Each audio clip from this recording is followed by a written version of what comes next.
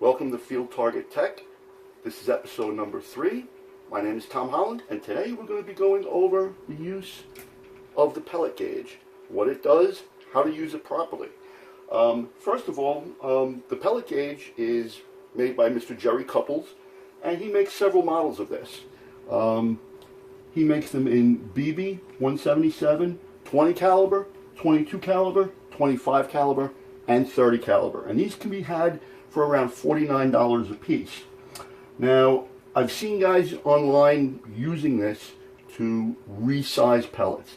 That is not what this is designed to be used for.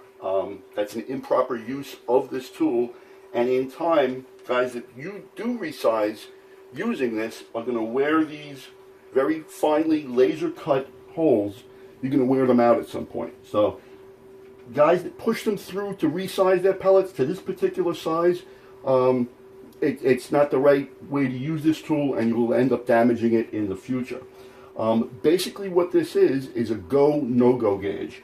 And as you see here on my board, this is what this is, a drawing of. I'm not an artist by any means, but it has sizes from 4.47, 4.48, etc., all the way up to 4.56.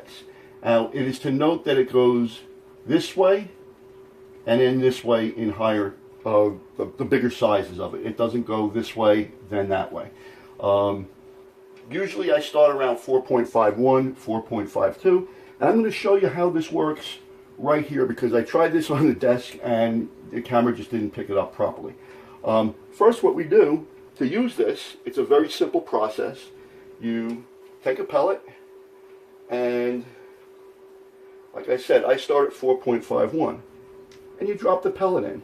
Now, some guys like to roll it around a little bit. I don't like to put any upward pressure on it to help force it into the hole.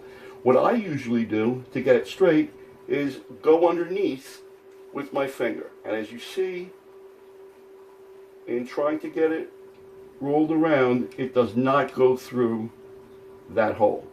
So it's a no-go for that. So we go to the next largest hole. And again, it just fell through it. So that tells me that the pellet is in between 4.51 and 4.52. It went through this hole, so it's not 4.52. It did not go through this hole, so you know it's bigger than 4.51, but smaller than 4.52. So this actual pellet is probably 4.515, if you want to call it that. It's larger than this, but smaller than this. So these numbers don't accurately represent what this gauge can measure. It actually measures a little bit finer when you look at it in that manner.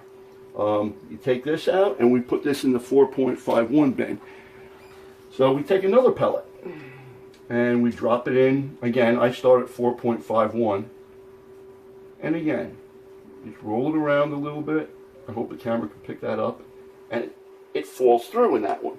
So this one it falls through the 4.51. So now what we're going to do is we're going to go to the next size smaller, 4.50, and see if it falls through there, which it does not, as you can see.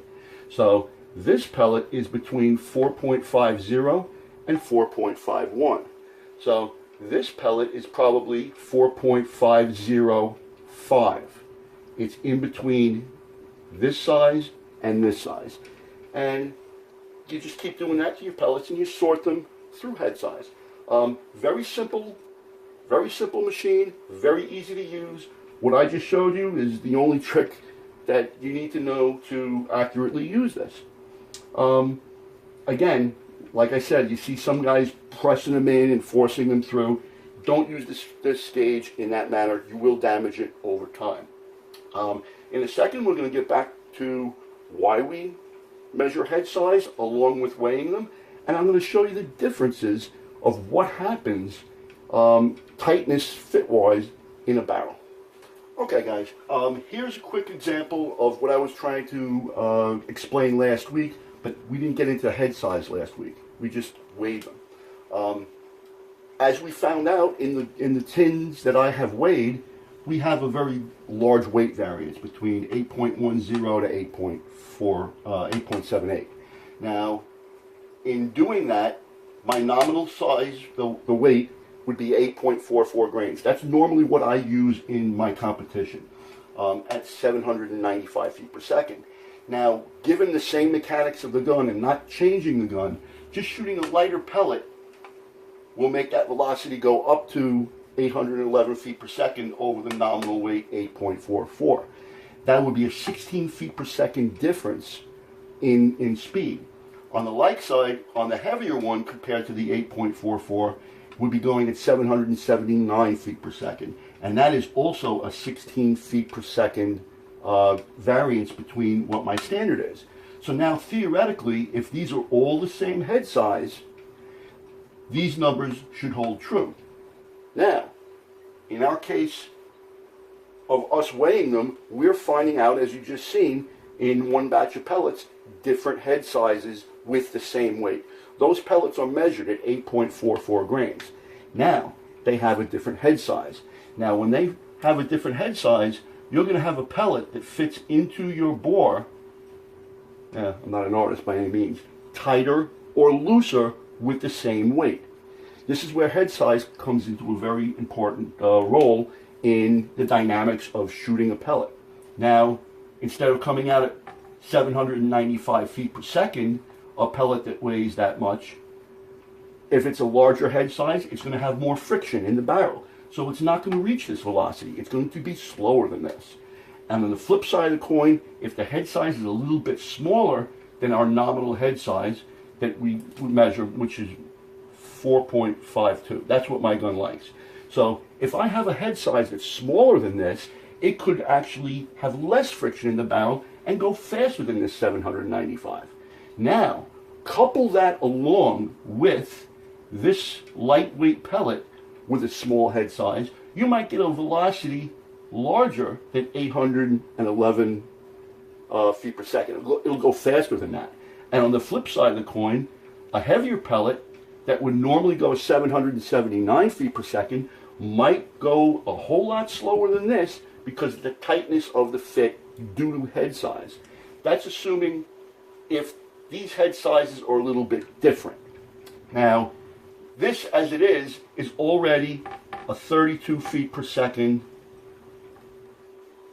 difference between the highest and the lowest speed at 32. Couple in a larger head size or a smaller head size, this number could easily grow to a variance of almost 50 feet per second. That's why head size is very important, because certain guns like certain head sizes and they are more accurate.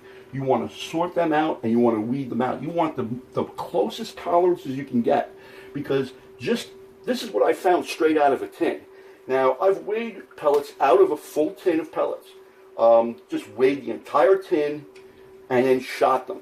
And I have found speed variances of almost 70 to 75 feet per second between the fastest and the slowest out of a tin. That could be due to weight, that could be due to head size, or a combination of both. This is the reason why we weigh them, and I do the head size as well. Some guys seem to think that head sizing is more important than weighing them, and they forego weighing them in the first place. They just check head size. Other guys will weigh them and not check head size. I like to do as many things as possible with pellet to make them as perfect as I can get them. Basically, that's the reason why we head size. Like I said, it's a very simple gauge to use. Look on pelletgage.com, Jerry Couples' website. Click the links and the likes below. Subscribe to my channel. And next week we're going to be rolling pellets. So that process will determine the relationship between the size of the skirt, how much it's flared, compared to the head size. This is why you need to use the head size gauge, the go-no-go gauge, in order to get the proper head size, so when you roll them, you'll get the proper result for that test. And I'll show you how that's done next week.